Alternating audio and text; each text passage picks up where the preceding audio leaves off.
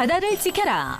해양 환경을 위한 선저폐수 유수 분리기부터 해양 생태계를 지키는 선박 평형수 센서까지 깨끗한 바다를 위한 선박 수처리 기술을 지금 만나봅니다.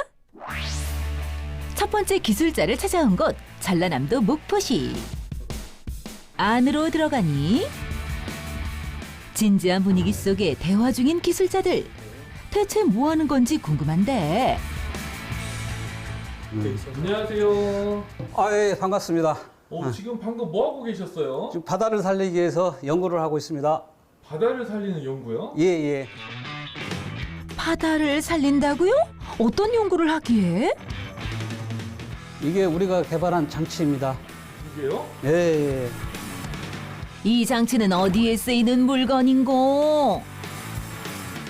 모든 선박에는 선박 기관실 밑바닥 고인물에 설배에서 나오는 기름 성분이 함께 포함된 유성 혼합물인 선저폐수가 발생하곤 하는데요. 이를 처리하는 장치입니다. 운항시 배 밑바닥에 고이는 선저폐수는 별도의 처리 과정 없이 바다에 유출하게 되면 심각한 해양 오염을 일으킨단다. 100톤 이하의 소형 선박은 선저폐수 양이 많지 않은 데다 기름 오염 방지 설비 의무 설치에 대한 법의 규제가 명확하지 않아 발생한 폐수에 기름이 섞여 있다는 사실을 염두에 두지 않거나 상시 배출하는 문제 등이 생겨 해양 오염 문제가 심각합니다. 해양 생물들의 호흡을 방해할 뿐 아니라 기름에 포함된 독성이 생태계에 큰 악영향을 미쳐 해양 환경에 피해를 준다는데. 때문에 기술자는 관리가 까다로운 소형 선박을 위한 처리 장치를 개발했단다. 이 장비는 선박 내부에서 발생하는 선저폐수를 끌어올려 안전하게 발생할 수 있도록 기름과 물이 섞인 유분 혼합수를 강제로 물과 유분으로 분리해 줍니다. 이름하여 유수 분리기. 공간이 협소한 소형 선박에 장착하기 쉽도록 설비를 단순화시켜 모듈 형태로 제작했다는데. 이 장비는 다중 필터로 구성이 되어 있고 유체 흐름, 시뮬레이션 등을 통해 유수 분리 효과를 증대시켰습니다. 또한 사용자가 필요에 따라 필터 교환, 내부 세척 등 유지 보수가 스스로도 용이할 수 있게 간단한 구조로 구성하여 공간적 제약이 많은 소형 선박에 최적화되어 있습니다. 1차로는 고형분의 이물질을 거르고 2차는 이물질과 기름, 마지막으로 기름을 여과시킨다고. 세 개의 필터가 어느 정도 막혀 있는지를 판단하는 기준은 이쪽에 보이는 이 차압계라고 하는데요. 첫 번째 필터의 입구 그리고 마지막 필터의 출구 이 양단의 압력 차이를 측정을 해서 압력이 높으면 필터를 교환을 해야 됩니다. 그리고 또 하나, 유분이 잘 걸러졌는지 감시하는 센서가 장치에서 중요한 역할을 한다는데. 유분이 15ppm 이하일 때는 선외로 배출을 하고 유분 농도가 15ppm 이상이 되면 다시 탱크로 리턴되도록 돌아가도록 쓰레기 밸브 방향이 바뀝니다. 그렇다면 선저폐수의 유분 농도는 어느 정도일지 측정해 보았는데 측정 불가. 지금 선저폐수가 50ppm 이상으로 유분 농도가 아주 높은 상태로 이 상태로 선외로 배출할 경우에는 아주 심각한 환경 오염을 일으킬 수가 있습니다. 이제 기술자의 유수 분리기가 힘을 발휘할 시간. 선저폐수를 주입하고 유수 분리기를 작동시키니 시간이 지날수록 검게 변하는 필터.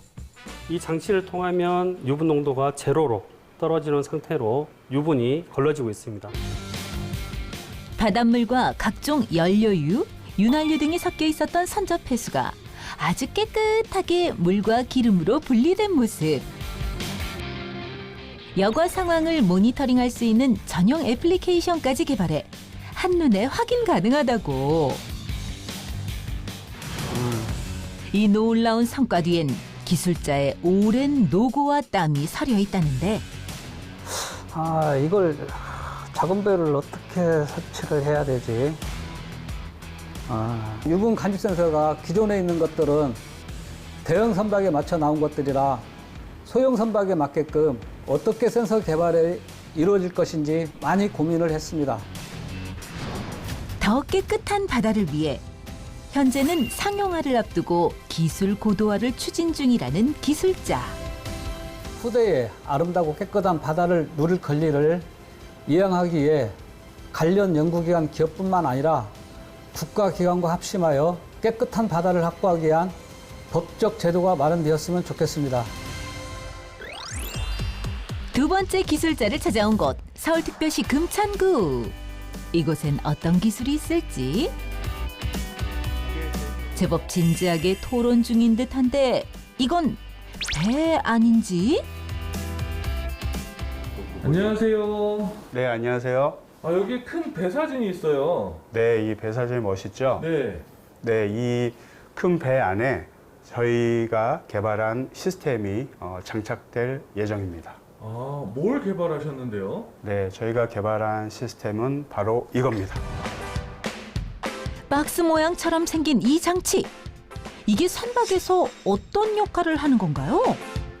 바다에서 배가 운항 시에 그 선박의 무게 중심을 유지하기 위해서 선박에 이제 채우는 물을 선박 포용수라고 해요. 저희 센서는 이 선박 포용수가 정말 안전한 기준으로 처리가 되고 또 배출이 되는지 그런 감시를 해주는 아주 중요한 역할을 하는 센서입니다. 배의 균형을 유지해 안전한 항해를 할 수 있도록 돕는 선박 평형수. 화물을 내리고 실을 때마다 바뀌는 무게 중심을 맞추기 위해 이곳저곳에서 바닷물을 주입, 배출하게 되는데 전 세계 해역에는 그 해역에 맞게끔 다양한 생물군들이 이제 각기 나름대로 생태계를 유지해서 살아가고 있는데요. 선박 포용수를 통해서 갑자기 그런 생물들이 유입하게 되면 생태계에 심각한 교란이 발생되게 됩니다. 조금 더 빠르게 때문에 선박 평형수 안에 포함된 각종 미생물들은 꼭 사멸시킨 뒤 배출해야 한단다. 처리 전에 선박 평형수. 미생물들이 가득한 것을 확인할 수 있는데 실질적으로는 선박 안에 생물이 죽었다 살았다를 볼 수 있는 현미경이라든가 배양장치들을 싣고 다닐 수는 없기 때문에 생물이 죽었는지 살아있는지에 대한 지표를 볼 수 있는 핵심적인 역할을 하는 게 저희가 개발한 센서가 되겠습니다. 산화제가 적절한 농도를 유지하는지 생태계에 영향을 주지 않는 적절한 수치 이하로 떨어졌는지를 감시한다는데 일정 농도의 산화제의 양이 되어야지만 그 선박포용수 안에 있는 생물을 충분히 살균시킬 수 있기 때문에 그 산화제 농도를 정확하게 측정하는 것이 가장 중요합니다. 그 농도를 알 수 있는 기준은 무엇일까? 각각 다른 농도의 산화제를 녹인 물에 시약을 넣고 반응을 기다리자.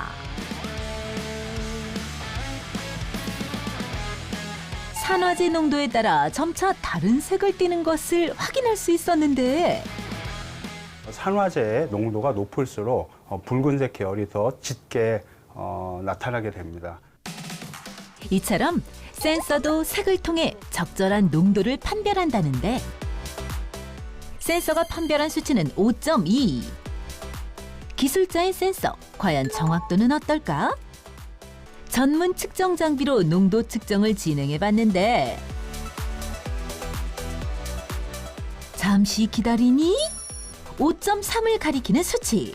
공식적으로 지금 5 ppm 정도면 이제 5%가 표준 편차고요. 그 안에 들어가는 표준 편차이기 때문에 정확하게 측정이 됐다고 생각하시면 될 것 같습니다. 이 기술은 미국이 유일하게 개발에 성공해 99% 이상 외산에 의존했던 기술이었는데 국내외에서도 많은 시도가 있었지만 번번이 실패했단다. 이 센서를 개발하기 위해서는 화학, 물리, 조선, 그 설계 많은 부분이 좀 관여하게 되고요. 그래서 지금까지는 다 실패를 했고 저희가 이번에 미국이 독점하던 시장에 진입을 했고 국산화를 이루어냈습니다. 8년간의 개발 끝에 전 세계에서 쓰이는 모든 선박 평형수 처리 장치와 호환되는 센서 개발에 성공. 외산 장비보다 호환율은 높이고 가격은 낮출 수 있었다고.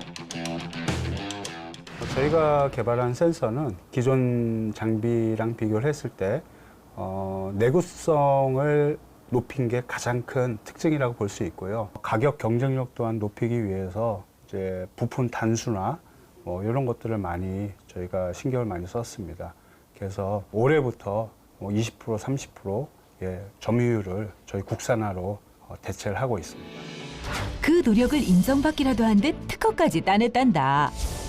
올해부턴 신규 건조 선박에 장착되는 선박 평형수 처리 장비의 상당 부분에 기술자의 센서가 장착될 예정이라고. 다양한 해양 환경에 영향을 미치는 오염원들이 발생되고 있는데요.